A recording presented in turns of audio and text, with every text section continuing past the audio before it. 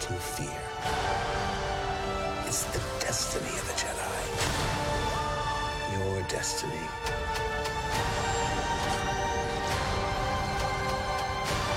We're all in this. Till the end. Star Wars, The Rise of Skywalker. Tickets available now. Hi, I'm your friend Claude, here once again with Cousin Adam. And today's show is entirely about our predictions for Star Wars Episode 9, The Rise of Skywalker. What rises? My first guess is that the Rise of Skywalker is going to be Anakin Skywalker, because he's been suspiciously absent except for the burned, charred mask of Darth Vader. Yeah. So I don't really know what that even means. One of my first predictions was that they are not going to call themselves Jedi anymore, and they're going to call themselves Skywalkers as like an homage to Luke and the family of Skywalker. Right. So, instead of being a Jedi Knight, you're a Skywalker walker. I don't know. But so that was my first guess, was that the new order that's going to rise out of the so-called Jedi Order is going to be the Skywalkers, which is whatever. I mean, it's not necessarily all that appealing, but it makes a lot of sense logically when, you figure like how they're going to make the name relevant when the whole point of this trilogy of movies is to end the quote-unquote Skywalker saga. Right. So, yeah, it seems contradictory on its face. On its face value. Face value, not very valuable. But I guess we can call this like our hopes / predictions, because we'll definitely talk about some things that we want to see happen. I think overall, we've kind of agreed that The Force Awakens, although not the best Star Wars movie, was going to put it back on track. Like, it seemed like it was going to go in the right direction after we saw that. The Last Jedi took a giant shit on that. And it was just a horrible cinematic failure in every sense of the word. Now, don't get me wrong. There were some parts in there I liked, but overall, it took a giant shit on it. So my prediction either is it's going to continue to take a shit on it, and we're going to hate it, or in some way it's going to redeem it. I don't know. Now, I don't think it's going to fully redeem it, but it'll at least wrap it up to a point where, it's not the Sopranos ending where the screen cuts to black and we don't know what happened. So avoid that. Keep David Chase off this project, please. Ray's is just sitting at a table and the door to the diner opens, playing "Don't Stop Believin'," and then black. Now, actually, we're not going to talk about that. We'll talk about that some other time. But so I have an opinion about that too. But so like, okay? So let's just kind of spitball for a little bit. Like, what's something that you want to see happen in this movie? I guess I would just like to see something done. First and foremost, especially since the word Skywalker is figuring so prominently now, I'd like to see something done to improve the way Luke comes off in The Last Jedi. Yes.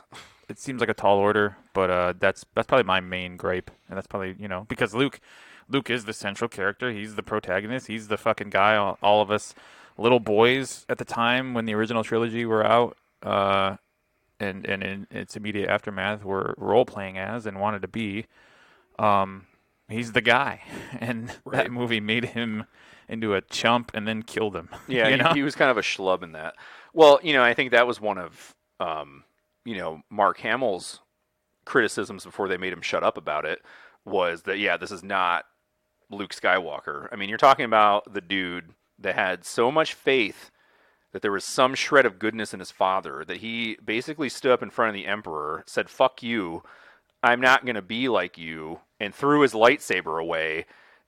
Right. All in the hope that his father was going to back his ass up, and he did. And to turn that courageous character into what they turned him into was just a freaking mockery of the whole thing.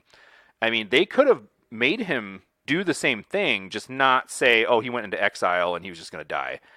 I think what would have been a better arc for him was to be, "I screwed this up somehow. Perhaps I'm doing something wrong. Let's find the original temple." Right. Yeah, go on a mission. The original teachings and find out what we're doing wrong. Which I thought they were going to do that, because he even said when you got the teaser trailer for The Last Jedi, it was like the catch-all phrase at the end of the trailer was, "It's time for the Jedi to end." Yeah. And I think they were alluding to this, that they've been doing it wrong, you know. And I'll actually get into this a little bit after, but we're not talking about The Last Jedi.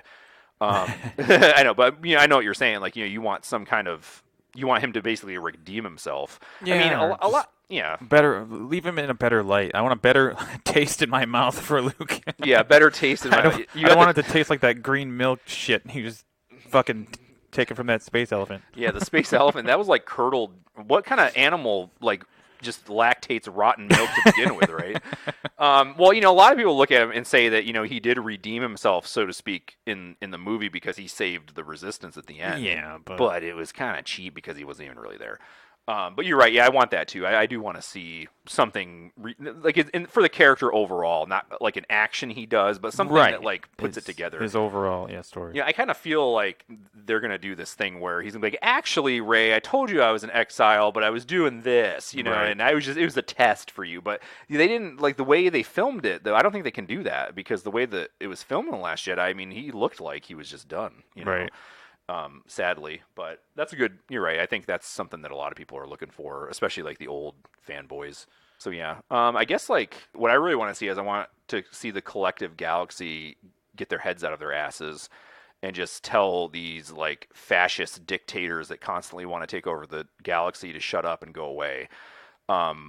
Which was surprising that they decided to go this route, because you would think that, you know, from the original trilogy, this galaxy is like, wow, we just had a civil war where this ruthless dictator took over, you know, in the guise of doing something good for the whole. And they're just like, we don't, like, if the First Order showed up, they would be like, no, go away. And you know what I mean? Like, you just kind of felt like there would have been more, excuse me for using the word resistance to it, because there is a resistance, but it's not very good, apparently. Right.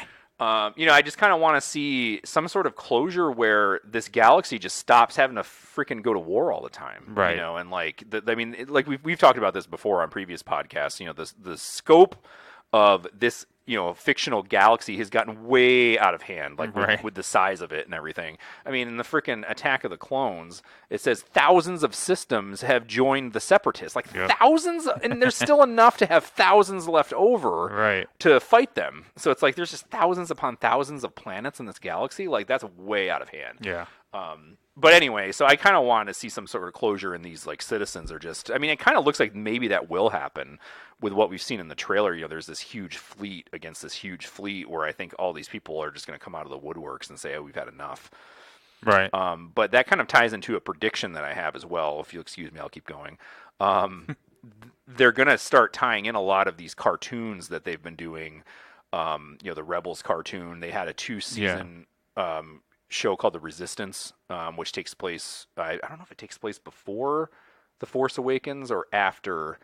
I haven't really seen it, so I don't know, but it looks like they're going to start using these characters like in a live action movie, because like the ship, the Ghost, shows up again in this trailer. The Ghost is the ship in Rebels, that's run by Harrison Dula, who's a Twi'lek. She's actually been referenced in movies too. In Rogue One, if you're paying attention to catch the Easter egg, they say on the loudspeaker in the hangar as they're walking out that, you know, General Syndulla, please report to whatever. So she's there, and then in the end, when the fleet goes to Scarif, you see the Ghost again, which is her ship, briefly in one of the shots when they come out of hyperspace and they're forming up to go to battle. Right. So those characters are part of this in the live action. You just don't see them as people because, of course, they're cartoons. Yeah. Not to do any spoilers, but Freddie Prinze Jr.'s character is dead. He actually dies. His name is Kanan Jarrus. He was a Padawan for Order 66. He turned into a bounty hunter. Right. He's dead. And the Ezra Bridger, who is the Jedi they're training in the Rebels, it mysteriously disappears with Grand Admiral Thrawn by these weird space creatures that can go through hyperspace, which is kind of weird for Star Wars too, but sorry, it's canon now, so you got to deal with it. But actually, I've been reading the Thrawn books, and I'm wondering if somehow he's going to somehow tie into it as well, because in these books, he comes from a race called the Chiss, and they live like kind of in the unknown regions. Like there isn't really a lot of contact with them with the Republic, but he ends up, you know, befriending the Emperor, and he rises through the ranks of being an admiral, but he disappears. And in these books, they're talking about how they are fighting these aliens called the Grisks, who are hell bent on taking over the galaxy and challenging the Empire, but of course that never shows up in any of the movies. So I'm wondering if this somehow ties into it as well. So yeah, so my prediction is a lot of these books and cartoons and things, we're actually going to see some of it play out in this movie. Hopefully with some live action. And one of the biggest missing pieces is Ahsoka Tano, who is Anakin's Padawan during the Clone Wars. Right. Yeah, well, if you want, I mean, talking about the scope of the, not only like how widespread in the galaxy or whatever that everything plays out, but like you had said originally, the fact that they were able to, the threat comes from basically a different version of the Empire just reforming a couple decades later after they just defeated it. And I think that was probably the biggest mistake of The Force Awakens, is that I think we all expected them to go to that well again, but I think for me it was more of the struggle is going to be to stop them from reforming, or to cut it off before it gets to the point where they have another Death Star type weapon or another fucking army in uniforms and all that stuff, right? In such a structure, but they didn't. They're just fully formed again, and it's like, I think the more compelling story is how do these people fight against that from happening? But now it's how do they, take it down again? Right. So yeah, I agree with you. Weird. Long way to say I agree. No, yeah, no. Well, it makes sense. Like I said, like why are people letting these things happen? Yeah. And one of the, it's not canon anymore. It's legends. I think, when they started writing the books that were going to be the sequels, there was the Grand Admiral Thrawn trilogy by Timothy Zahn kicked it off, but they started doing all these like novels that started to take place like 10, 20, 30 years after Return of the Jedi. Right. Basically the galaxy was attacked by this weird race of aliens that decimated the whole place. Yeah. And it was revealed that the Emperor knew this threat, and the whole reason why he was building up the Empire and this military was to fight these people. So it was a bullshit cop-out for me to say, oh, the Empire was right the whole time. That's stupid. Which is why I don't like the legends that got way out of hand, just like the prequels did with the scope of things, Yeah. So I'm thinking, I don't know if this whole thing with like the Emperor showing up in this huge fleet of Star Destroyer, I'm wondering, like, is this like misdirection? Kind of like the Dark Ray character you see, like, right. Which I think is obvious misdirection, and of course it's been played out so many times, like she's got to fight like the dark side of herself or something, or she's having a vision of like what's going to happen if she does this, she's going to turn bad. I don't think Ray's going to go bad. It's first of all completely erases the narrative of this like girl power thing that's going on with Disney right now, with like, and they spent 2 movies on. Yeah, they spent 2 movies making this Mary Sue, and I'm sorry she's turned into a Mary Sue because she has not failed at anything yet. Nope. It's just like, what did she fail at? Finding out who her parents were? It's like, it's insignificant to the movie unless her parents are Obi-Wan Kenobi, or right. She's a clone of the Emperor, or it's Luke's illegitimate child, and that's the only reason why her parents make sense.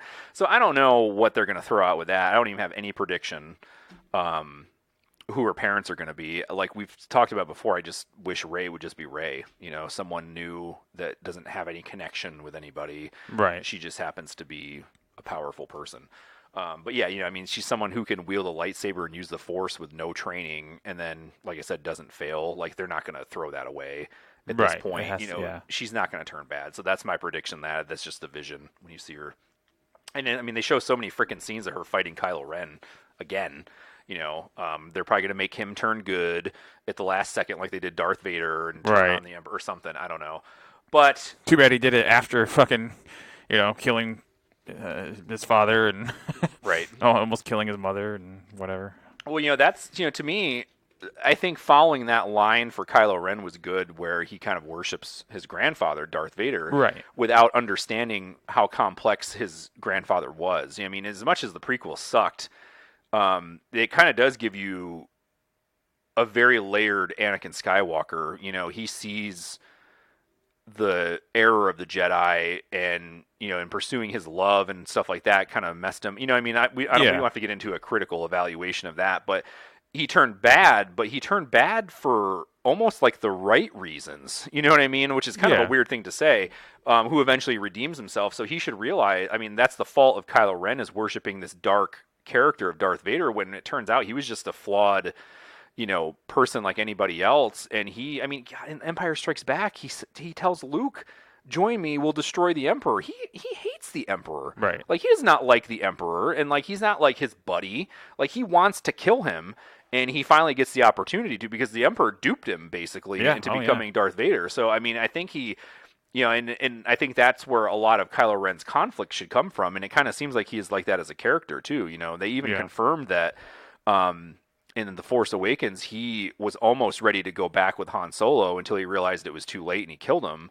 Like, it wasn't like J.J. Abrams said, like, that wasn't like a misdirection or a ruse. Like, he really is conflicted at that moment. So, there's still some of that inner turmoil in him too. Yeah. As much as the rage. And, you see how he hesitates to kill his own mother, in The Last Jedi. So I think that they had the right idea, but it's kind of just pilfered out at this point, So maybe Anakin shows up like, hey buddy, hey grandson, no, you're wrong. Like, stop it. Sorry it took me so long to get here, but I'm here now. I know, geez, I've been just doing stuff and looking for Padme, and they're like, who's Padme? Yeah. I have a prediction that I don't want to happen that I think will, and a prediction that I do want to happen that I think won't. Okay. That's probably how it usually goes anyway. So. Right. So the one that I'm pretty sure is probably going to happen in some form, I kind of don't want to, is I feel like it's got to be the end of the line for C-3PO and R2-D2. Yep. Unfortunately. Well, yeah, I mean, what he says, like, I'm taking one last look at my friend. Yeah. I think he's going to be turned into some, like, murder, death, kill machine. Like that Demolition Man reference. Oh, yeah. But, because, you see the scene where he gets, like, red eyes, but his action figure, he's got a bandolier and, like, a weapon. Like, yeah, I just saw that today. That's weird, so he's going on, like, a suicide mission or something. Yeah. When you're done explaining this, I'll tell you something I heard about R2-D2 as well, but go ahead. Okay. Yeah, I mean, I don't really have much more knowledge than that. Mm-hmm. And, like you said, they like to put little misdirection things in trailers and little first looks and things like that.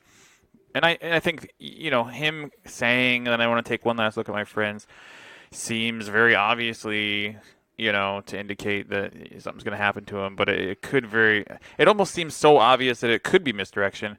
But at this point, I really don't think so. And I'm pretty sure Anthony Daniels himself has announced that he's not playing the character anymore. Yeah. Well, he's old, too. So. Yeah. So, I mean, I don't know. I mean, obviously, he still can talk and do a voice if need be, but if he just doesn't want to do it, then what other recourse is there? Yeah, well, I think after this movie, they're going, in the different direction of they're getting away from the Skywalker, and they're going to explore other things, which is fine. But, yeah, I don't see him doing it anymore. What's your other prediction? Oh, the one I want to happen? But it's not going to, yes. I've been harboring this since 1996. 96. I just want to see Dash Rendar in some form. I think he dies though, doesn't he? Or they leave it open-ended in the book. Yeah, I remember that. It's just like everybody else who quote unquote dies, and maybe they do, maybe they don't. Yeah. But I feel like something like that is more likely on like the Mandalorian. Right. But just give me some Shadows of the Empire thing. Yeah, or even like the Prince Shizor, like his race or something would be cool too, because they're like these cunning, manipulative weirdos that are criminals, and that would be cool just even to see something like that. Definitely. But that was, I think, of all my non-canon things, I think Shadows of the Empire was one of my favorite. You know, I mean, it had such a great tie-in with the comics, the video game, the book, the toys. I still have the Shadows of the Empire toys. Yeah. And they explained how Leia got the Bouche outfit. To be the bounty hunter who poses Bouche. It was pretty good. Yeah, that would be cool. I'd be down with that. Oh, they do. I think on the Mandalorian, just as an aside, I think it looked to be anyway in the third episode. There was a little like he shoots an attacking bounty hunter who looks basically what appears to me to look identical to Bouche. Mm-hmm. So I thought that was kind of cool. Well, yeah, isn't that it's like an alien race that has to wear that helmet or something? Is that the backstory? I can't remember. Yeah, I can't either. Yeah, it's something like that. But it makes sense. Well, speaking of the Mandalorian, I think the third one was the best one so far. I think so too. I mean, that was just great. That was the peak. With those Mandalorians at the end coming to back him up was Absolutely. just the best. Anyway, so well, talking about, you said it was the end of the line for C-3PO and R2-D2. One of the theories that I've heard is that R2-D2 and C-3PO, the reason why they've been in every single main saga movie, actually they did show up in Rogue One. They didn't show up in Solo though. Did they? I don't think they did. No. But no, they did show up for a second in Rogue One because he was on Captain Antilles' Corvette. Yeah, anyway, one of the that's true. so even for like the 2 seconds, like I don't know what's going on, very C-3PO like. Well, one of the theories I heard is that they were actually sent by the so-called Wills to chronicle the events of the galaxy, which is why he shows up. And apparently, I'm not sure if this was just a prediction or if it was one of George Lucas's original ideas, was that R2-D2 was going to return to the Wills and show them the recording of what happened, and they were going to put it in their journal. Because what really happened, his first iteration of this was that you were basically being told the story of the Star Wars from the Journal of the Wills, and which I thought the Journal of the Wills was going to show up in The Last Jedi when you see all those ancient texts there. So to give you a little background, the Wills are supposedly like these all-powerful beings that are kind of like the Watchers, like from the Marvel universe, Right. where they look at all these events happening in the galaxy. They're like the gods of the Force, basically. So they're basically like the deities of this galaxy. Good thing Disney owns them both now. Yeah, I know, right? So they could tie that in. Like all of a sudden, Iron Man shows up from the time vortex, and then he's whatever. God, that would Don't do that. It was really funny because I'll side note on the show Parks and Recreation, starring Amy Poehler, Patton Oswalt plays a role in one of the episodes where they want to like rewrite all these like ancient town laws or whatever, and he goes there to filibuster against it because he's like basically like a nerdy nobody that has no friends or whatever. Right. He does this huge monologue about what he wants to see in the Star Wars trilogy, and at one point they go back, or the new one, because this is right around the time they announced it with J.J. Abrams doing Force Awakens. He talks about how like they kind of cut away to something else and they come back and he's like still doing this monologue and he's talking about how, and that is how the Marvel universe will intersect with the Star Wars universe, so he does this whole thing where he wants that to happen or something, which is obviously absurd, and he wouldn't want to because he's actually a really diehard Star Wars fan too. But so anyway, there's a precedent for it. Right, there is a precedent for this. So anyway, like the original Star Wars was, you're reading the Journal of the Wills. It was called like from the Chronicles of Mace Windu, the Journal of the Wills or whatever. And so like the whole story that you're seeing was chronicled by these all-powerful beings that controlled the Force, and you're basically just seeing the story out of their journal. And R2-D2 is the one that was sent by them to chronicle what was going on, and he came back and reported to him. So when you're saying that it's going to be the end of them, that could very well be part of what's going on. Is that he returns and shows them the history of the galaxy for these last 40 years or whatever. So that kind of ties into one of the big things that I want to see in this movie is I want more of an explanation on not so much like maybe here and there some intricacies of the Force, but more so like where did these Jedi come from? Yeah. Where did they start and where did they go astray? Because we know, canonically, is that a word? Canonically, there you go. I just did the wrong syllable. Anyway, we know that basically they strayed off the path, and which is what led to their downfall. And one of the characters that recognized this the most was actually Qui-Gon Jinn, who once again turns out to be this great freaking character that no one's talking about anymore. There was a book that came out, I believe it was in May. It was called Master and Apprentice, and it actually went back to the early relationship of Obi-Wan Kenobi and Qui-Gon Jinn. And you come to find out that Qui-Gon Jinn is actually offered a seat on the council. And you're like, what? Because like in The Phantom Menace, he basically butts heads with the council. He's the rebel. He's the rebel Jedi, right? But the problem is that he's not a rebel Jedi.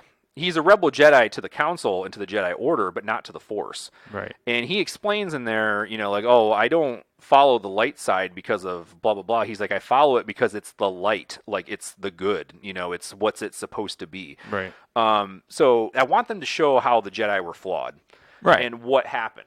Like, I want them, because like even if you look in the movie in The Last Jedi, you can see on temple floor when he's talking to Rey about Darth Sidious and, he was able to take over. There's like a etching of like a creature, and they think it's the Prime Jedi, so like the first Jedi, who suspiciously looks like Snoke also. So they were thinking that like Snoke was like one of these ancient Jedi, which kind of makes sense, but like it's weird because he's evil, so like he was a dark side guy, so I'm not really sure how that's going to tie in. But I would like them to kind of go into, okay, this is how the Jedi first came to be, and this is where they lost their way, and this is how you have to get it back on track. And I think that's what I ultimately want to see when it comes with, to the Jedi and the Force. Yeah, it would definitely give a lot of the stuff that we did see more meaning, more interest. Mm-hmm. And I've long championed Qui-Gon Jinn as a character, as pretty much being the only thing, besides maybe Darth Maul, right, from the prequel trilogy, certainly the Phantom Menace, that I ever really liked. And for 20 years they've been leaving all of Qui-Gon's story kind of on the table. Yeah, they did do a little bit more in the Clone Wars cartoon, because they show how Qui-Gon comes back from they call it the netherworld of the Force, he communicates with Yoda. And Yoda at first is kind of like, am I just hearing voices in my head? Yeah. You're the most powerful Jedi Master is going like, what the fuck just happened?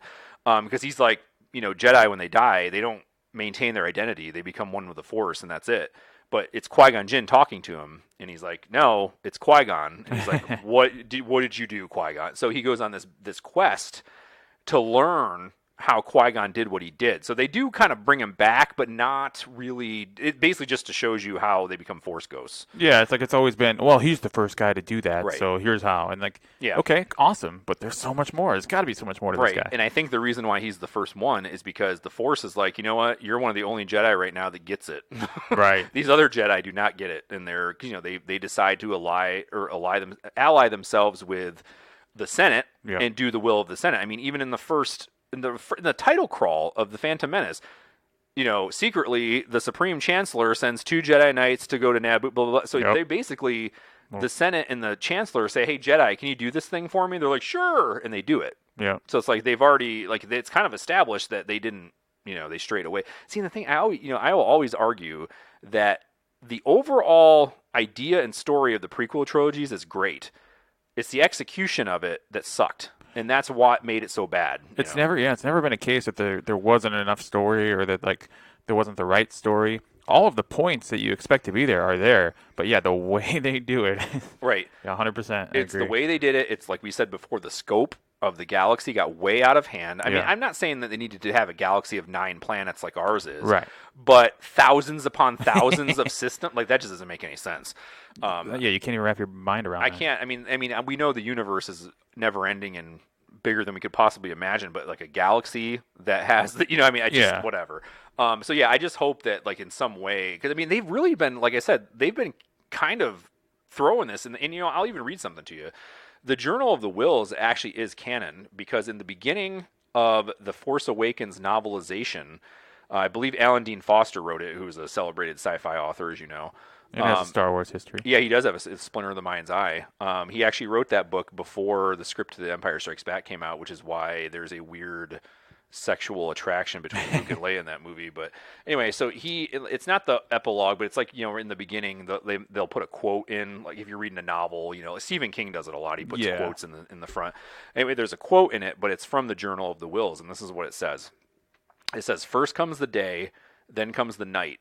After the darkness shines through the light. The difference, they say, is only made right by the resolving of gray through refined Jedi sight."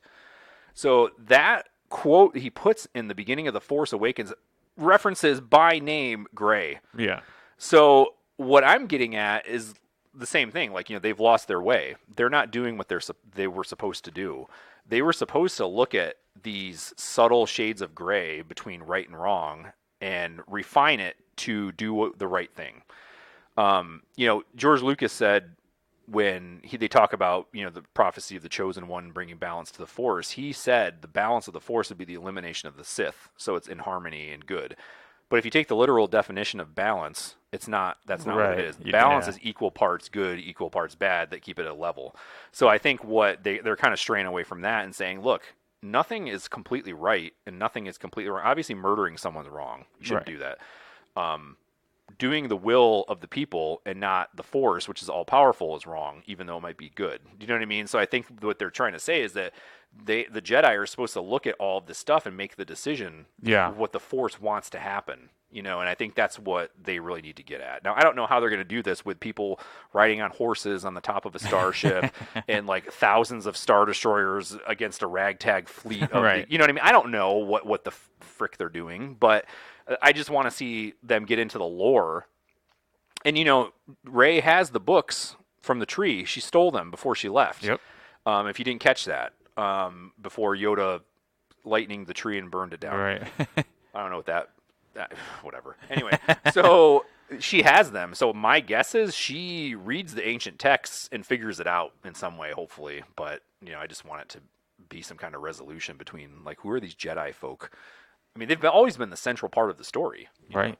I mean, look, they've certainly got a tall order in the space of about 2.5 hours for this last chapter of the story here. Yeah. And it's weird seeing all these scenes, too, because like you're talking about with C-3PO, it's like, well, what are they going to have him do? Right. Like, why does he have to go into a death machine and he's never coming back? Like, what is he doing? You know, I don't know. It's just like, you know, she's training in the beginning, I guess. Maybe I'm assuming that's where we open up. I think is going to be her training. Yeah. And they're going to come back and get her, and she's going to be like, "No, it's my fight," and they're like, "No, we're in this together." Like they showed that clip. Can you think Lando? Yeah. Oh, yeah. I was going to say, can you think of a better use of C-3PO though than to become the voice of the verbal, defining people for violating the verbal morality statute? Yeah, exactly, right? He doesn't know how to use the 3 seashells. That's how Demolition Man ties in with the Star Wars trilogy. Exactly. Yeah, but yeah, some good things too. Though it's been confirmed that Dennis Lawson is back as Wedge. Yep. The character of Wedge shows up in the Aftermath trilogy, which we said sucked. Don't read it; it's worthless. We already told you the point to get out of it. But anyway, it just explains how the Empire eventually burned out and they went to the unknown regions to start the First Order. But anyway, so Wedge is in that, and he doesn't die, so it's great that he's still alive after all these years. So yeah, Lando's back, Wedge is back. I'm sure there's going to be some surprise characters in there that we didn't see. And like I said, I think there's going to be a lot of characters that have been in the cartoons that are going to show up for this too. So I'm wondering how they're going to handle that with like live actors. And, you know, it's weird because like, you know, these people do the voices, like Ashley Eckstein does Ahsoka, and I want to say Vanessa Marshall is the voice of Harrison Dula. So I'm wondering if they're going to put them in makeup and have the same voice, or they just do voiceover or CGI. I don't know. I mean, obviously you've seen. It'd be cool. Yeah, it would be cool if they just. I mean, because we hear about all these characters, but you never see them in the screen. You know, the movie screen. So the time is now, Disney. Now or never. The time is now. That's enough of that. We shall see. That'll bring this episode of the Nerd Bomber Podcast to a close. I have been your friend Claude, and I've been cousin Adam. We'll see you at the movies.